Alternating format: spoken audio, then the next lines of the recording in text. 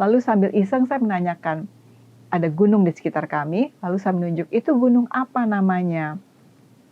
Dia tidak menjawab.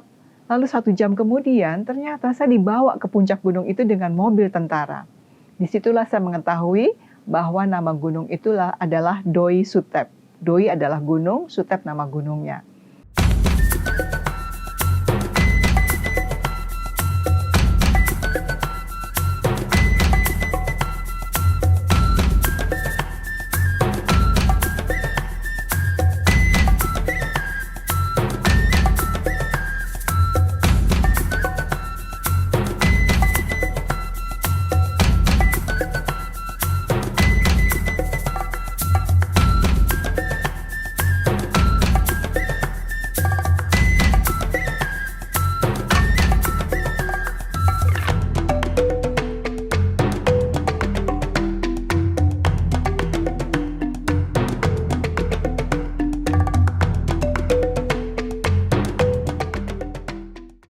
Assalamualaikum warahmatullahi wabarakatuh.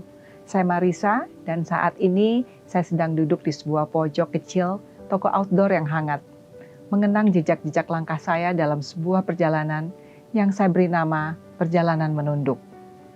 Bukan karena saya lelah atau kalah, tapi karena saya ingin belajar rendah hati dari jalanan-jalanan asing yang tidak pernah menyuruh siapapun untuk sombong. Perjalanan menunduk saya diawali dengan perjalanan solo backpacker saya ke negara-negara tetangga sekitar tahun 1980-an hingga tahun 1990-an. Bermula dari Singapura. Saya tidak menginap di hotel mahal di Singapura, tapi menginap di hotel backpacker. Itu merupakan pengalaman pertama bagi saya. Begitu berada di hotel backpacker itu, saya mengetahui bahwa kita bisa berada di dalam suatu ruangan yang sama dan terdiri dari orang-orang mancanegara dengan bahasa yang berbeda. Tapi tercipta keakraban di antara kita semua, kami berkomunikasi, menceritakan asal-usul kami, dan lain-lain. Itu berkesan bagi saya, bahwa ada sebuah dunia kecil, yaitu dunianya adalah dunia hotel backpacker. Saya mulai menyenangi perjalanan solo backpacker, karena merasa bahwa itu adalah cara untuk mengenal berbagai bangsa di sebuah tempat yang kecil, hangat, tapi penuh kepercayaan. Setelah dari Singapura, akhirnya saya memberanikan diri untuk merambah ke negara tetangga yaitu Malaysia, lalu dilanjutkan dengan Thailand. Itu pun saya lakukan, saya berada di rumah-rumah penduduk yang tidak saya kenal, tapi mereka dengan terbuka menerima saya dengan hangat dan kami berbincang-bincang dengan bahasa apa adanya. Saya mengikuti kehidupan mereka sehari-hari, dimulai dari pagi hari, ada yang berangkat ke kantor, ada yang berangkat ke sawah, ada yang berangkat ke sungai untuk mencuci pakaian. Dan sama-sama kami menyiapkan makanan pagi dengan cara memperkenalkan makanan-makanan kuliner kita sendiri. Dan itu adalah suasana yang penuh dengan kekeluargaan, kebahagiaan, dan kami bertukar sapa. Walaupun satu sama lain belum tentu mengerti, belum tentu paham apa yang kami ucapkan. Saat di Thailand, saya menginap di sebuah provinsi, Samut Songkhran. Saya tinggal di rumah penduduk di sana. Penduduk itu tinggal di pedalaman, di dekat hutan mangrove, di mana kegiatan mangrove saya lakukan di sana untuk melakukan sebagai bakti sosial saya untuk wilayah tersebut. Lalu perjalanan saya lanjutkan ke Chiang Mai. Dan ketika ke Chiang Mai itu sebenarnya tidak masuk dalam itinerary saya. Cuman ada salah satu komunitas di sana yang mengatakan, saya pernah ke Chiang Mai. Oh, memang ada saudara di sana? Oh tidak, saya mengenal orang ini. Lalu dia menuliskan dalam tulisan Thailand kepada saya, kamu naik bis dari stasiun Bangkok, lalu menuju ke sana, nanti turun, kamu telepon dia bahwa kamu sudah berada di stasiun tersebut.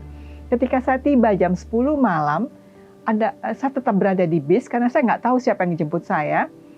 Saya minta kepada supir agar lampu bis tetap dinyalakan, agar mereka yang di luar bisa melihat saya berada di dalam bis. Tiba-tiba ada seorang ibu datang dengan berbahasa Thailand, menegur saya, Marisa, ya saya bilang gitu. Lalu kami turun, hari sudah malam, jadi saya langsung masuk ke kamar dia yang dia sediakan, dan pagi-paginya saya diketuk pintu saya oleh seorang tentara muda. Lalu dia tanya, pakaian kotormu di mana? Dalam bahasa Inggris terbata-bata. Lalu saya menyerahkan pakaian kotor saya sambil kebingungan, kok tentara yang ambil pakaian saya? Lalu si ibu yang menjemput saya di bis memasuki kamar saya dan mengatakan, mari kita sarapan. ternyata dia menyediakan makan pagi di luar rumahnya. Kami pergi berjalan dengan mobil tentara. Saya menanyakan kepada dia, kenapa ada tentara di sini? Lalu dia mengatakan, kita tinggal di kompleks tentara. Lalu ketika menikmati makanan sarapan pagi, saya menanyakan, ini halal? Iya halal. Kok kamu tahu saya makan makanan halal? Saya menanyakan hal itu kepadanya. Lalu dia mengatakan, itu karena jilbab kamu, jadi saya berpikir kamu pasti makan makanan halal. Kami berbincang-bincang dalam bahasa yang luar biasa. Dia tidak sepenuhnya mengerti, saya pun tidak sepenuhnya mengerti. Tapi kami bisa tertawa bersama-sama penuh kehangatan di pagi hari itu. Lalu sambil iseng saya menanyakan, ada gunung di sekitar kami, lalu saya menunjuk, itu gunung apa namanya? Dia tidak menjawab. Lalu 1 jam kemudian, ternyata saya dibawa ke puncak gunung itu dengan mobil tentara. Disitulah saya mengetahui bahwa nama gunung itulah adalah Doi Suthep. Doi adalah gunung, Suthep nama gunungnya. Saya tertawa mengatakan kepada dia, saya sebenarnya nggak ingin ke sini. Kenapa kau bawa ke sini? Karena dari tadi kamu menunjuk-nunjuk gunung ini, katanya begitu. Dan pengalaman yang berkesan setelah turun dari gunung, dia membawa saya ke kebun raya Ratu Sirikit, yaitu kebun kesayangan untuk anggrek-anggrek tercinta dan tercantiknya Ratu Sirikit dari Thailand. Perjalanan menunduk mengajarkan saya bahwa yang paling berharga bukanlah tempat tujuan, tapi bagaimana kita menapakinya.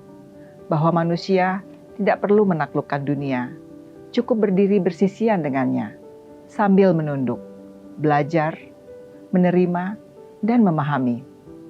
Maka mari terus melangkah, bukan untuk mencari sensasi, tapi untuk mengasah empati dan mengenal diri yang sesungguhnya. Saya Marisa, terima kasih sudah menyimak. Wassalamualaikum warahmatullahi wabarakatuh.